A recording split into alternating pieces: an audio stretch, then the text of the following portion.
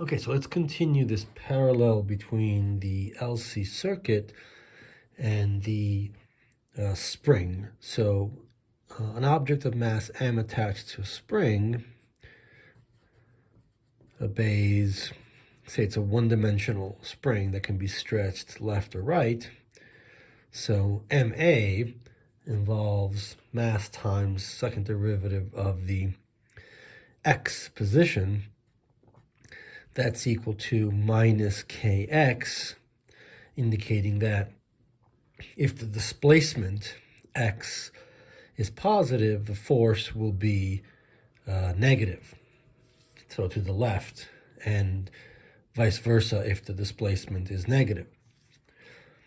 So that's ma equals F for the spring, for a mass attached to the spring, and the equation for the LC circuit, let's write it as L d2q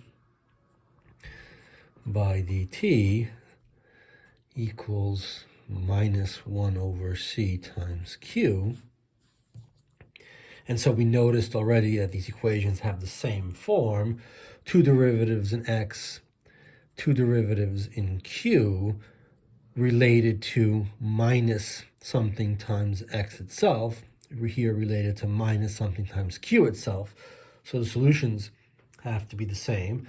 But we know, for example, that the total energy in the spring, so the energy in the spring is kinetic, 1/2 times mv squared, plus potential, how much is the spring stretched, x, right? So the more x is stretched, the more energy is here, and the less it's stretched or compressed, the less energy is there, and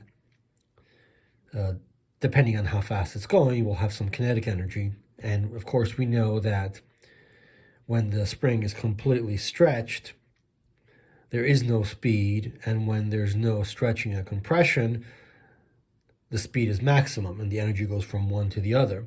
But by analogy, we also know that the energy in the LC circuit can come from a parallel here, and that parallel is that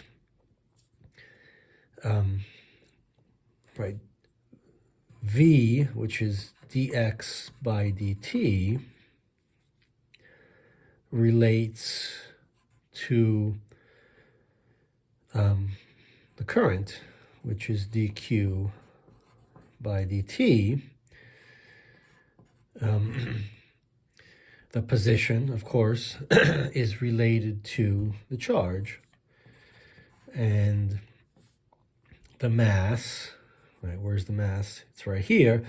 It's related to the inductance, L, and the spring constant, which is here, is related to this quantity, the inverse of the capacitance. And so we can just replace m, v, k, and x with their LC analogs, if you will. And so we get 1/2 times this, which is this, L. What is this? Well, it's current, right? V and I are analogous. So that's current squared plus 1/2 times K. Where's K? 1 over C. And X is Q, so Q squared over 2C. And so that's the energy in the LC circuit.